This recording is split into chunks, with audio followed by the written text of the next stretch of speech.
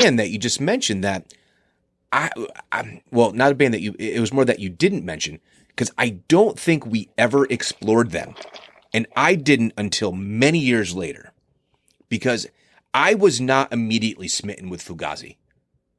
Like, I liked punk rock. I didn't get them because they were something different.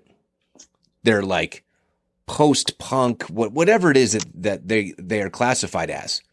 But I listened to Minor Threat, own Minor Threat, listen to the Bad Brains, all those bands that you mentioned. I did not discover Rites of Spring until sometime in the 90s, like late 90s, or maybe like 95, 96, before I listened to Rites of Spring.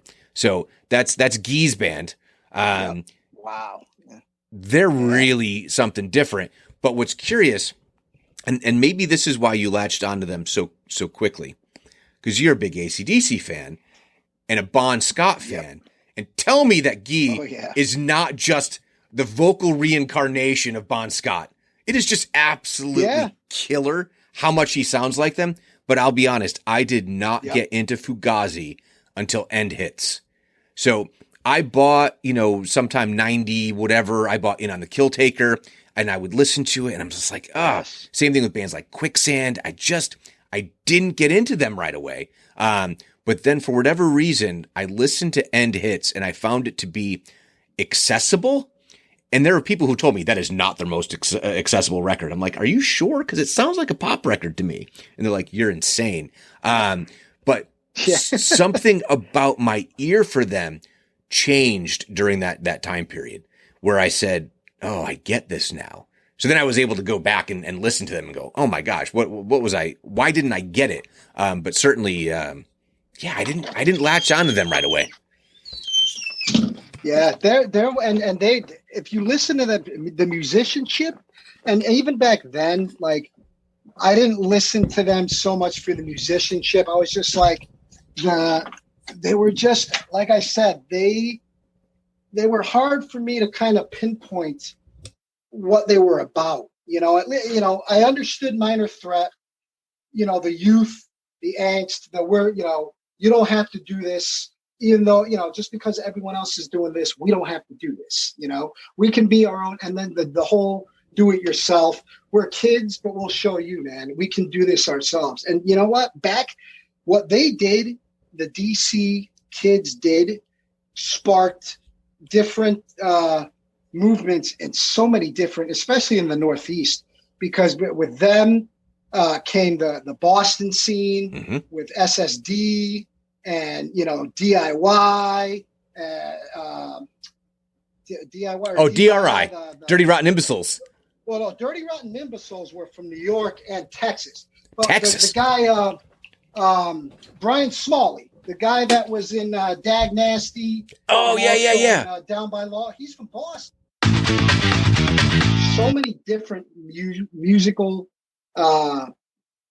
scenes, musicians. Owe so much to Ian MacKaye, love him or hate him, to Ian MacKaye, Jeff Nelson, and those guys, Brian Baker, who's just a ridiculous punk rock guitar player, and who was the guitar player, and Lyle Preslar, who ended up, I guess he's like a music executive or something, or he was for a while when artists could still like put out records and albums and stuff. But these guys just owe so many people, so many scenes, so much of us and what we like and what we grew up liking. We owe so much to them, Well, Discord Records by itself, so just becoming probably the preeminent East Coast independent label. You have Sub Pop over on the West Coast, and you had Discord. Yep.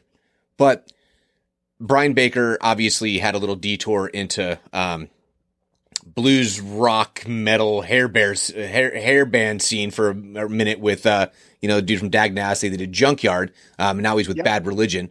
But honestly, there's a guy that came out of that DC scene that you know, I don't think would have become what he had been hadn't he not been in a band called Scream, and that's some guy, Dave Grohl, right?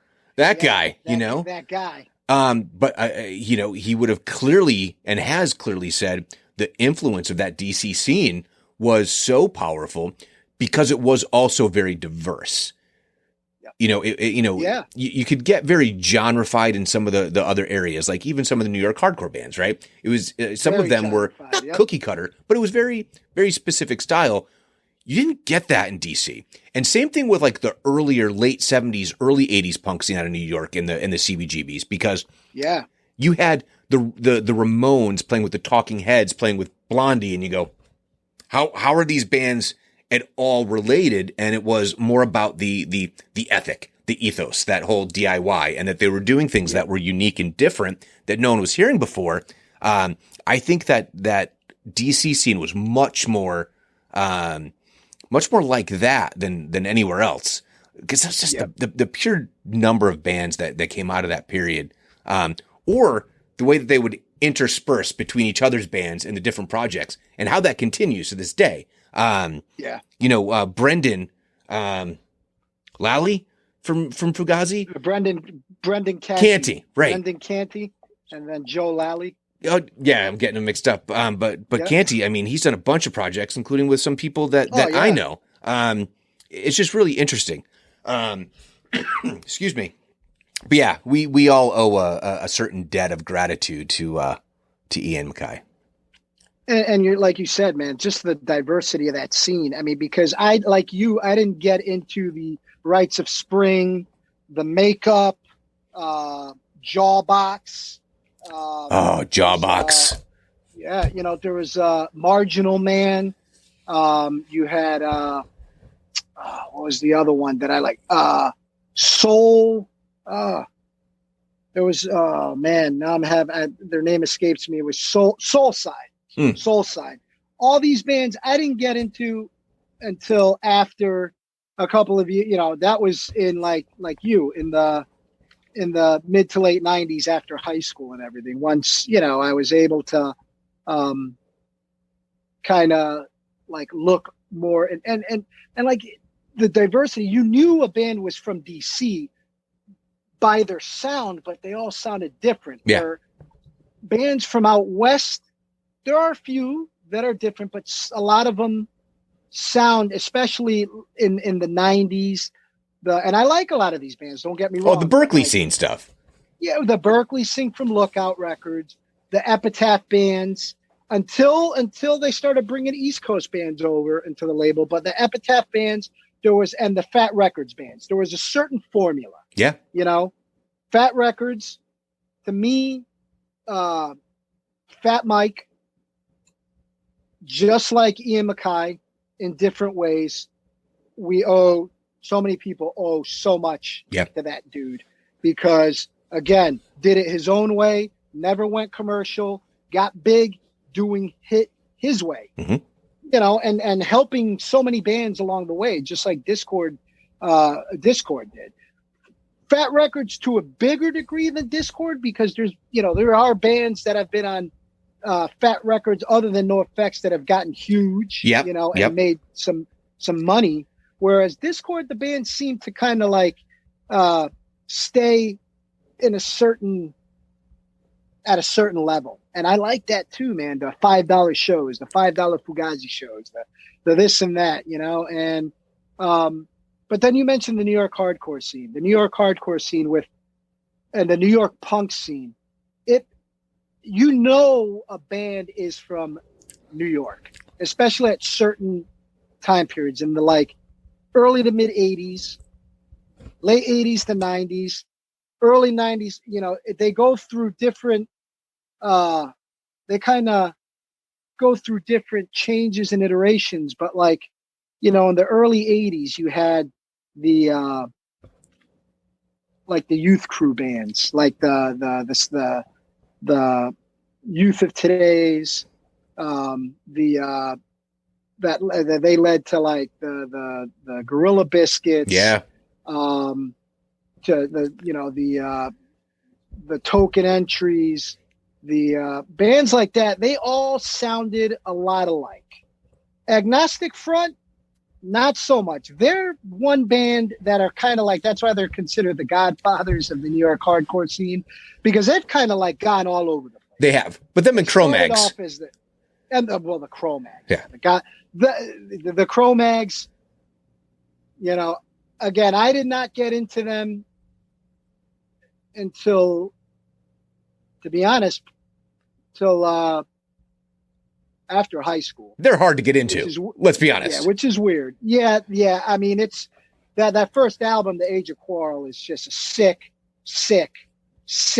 album. Yeah. And you know, and they toured with Motorhead on that album. They're hard to like. Those guys, they are hard to like. I follow them both on Instagram, and I've read both of their biographies, and it's just funny. I mean, I laugh at it because I just spent two grown men, one in their 60 and the other one 55, acting like they're like 18 and still living on the streets. Yes.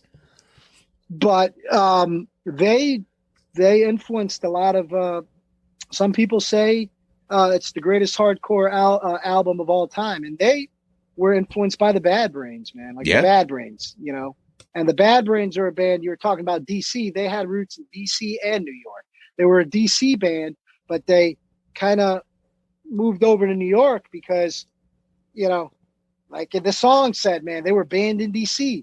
At that time, man, you know, DC as it still is, but back in the 80s, I mean, the late 70s, early 80s, there was a big line drawn in neighborhoods and whatnot. It wasn't all mixed, you know? So here you had like these crazy looking, Rasta looking guys with a lead singer who had energy unlike anything anyone had ever seen before. And these guys just playing fast. Like that you just didn't see that. You didn't see that. Bands that were fronted and predominantly had African-American musicians didn't play fast music like that. Right. And it just really it threw everyone for a loop. It was a culture shock. It was a culture shock that people didn't expect. Yeah. You know? I mean, what's so interesting though, and it's kind of a down period for the Bad Brains. But one of my all-time favorite bands is Faith No More. Yes, Chuck Mosley, lead singer of the Bad Brains. Chuck Mosley. Did you? I was at Toad's place, hoping it was going to be HR, but I knew it wasn't going to be HR. But whatever, man. I like Chuck Mosley.